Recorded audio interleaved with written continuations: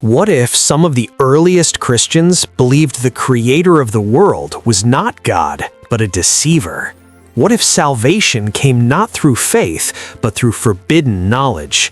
Tonight, we uncover 5 ancient texts that terrified church leaders and reshaped spiritual thought across the Mediterranean. Welcome back to the channel. Today, we're entering the hidden world of early Gnostic Christianity, a movement erased, condemned, and buried for nearly 2,000 years. In this video, you'll discover 5 powerful texts that shaped Gnostic belief from Egypt to Rome, from Syria to Asia Minor.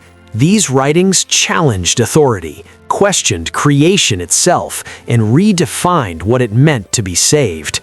If you're fascinated by forbidden scriptures, lost Christianities, and the hidden history of religion, make sure to like the video, subscribe, and stay with me until the end, because the final text may completely change how you see the Bible.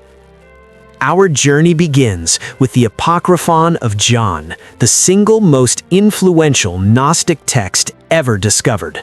Written in the 2nd century, this text claims to reveal secret teachings Jesus gave to John privately after the resurrection. Its message is explosive.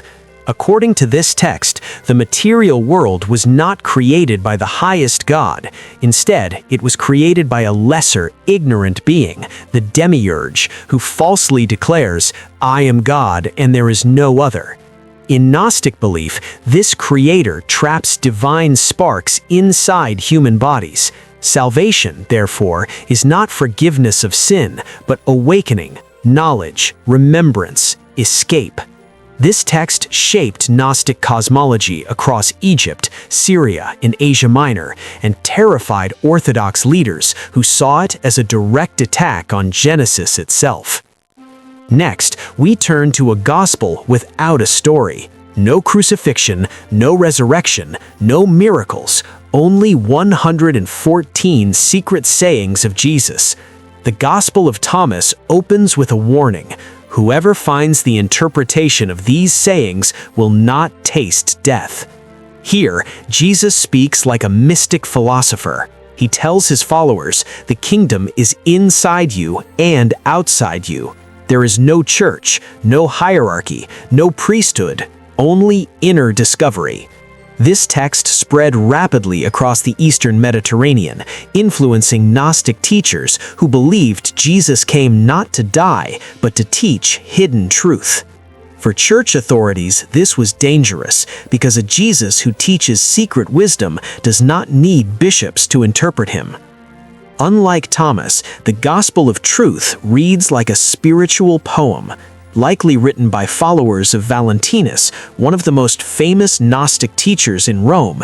This text redefines sin itself.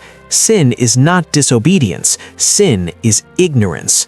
The world exists because humanity forgot its divine origin. Jesus in this text is not a sacrifice, he is a revealer sent to awaken those who are asleep. When ignorance vanished, knowledge appeared. This text deeply influenced elite Gnostic communities across Rome, Alexandria, and Gaul. It presented Christianity not as fear of judgment, but as liberation from cosmic amnesia. Now, we enter one of the most complex Gnostic works ever written, the Pistis Sophia. This text describes multiple heavens, spiritual hierarchies, and a dramatic story of Sophia, divine wisdom, who falls from the light and seeks redemption.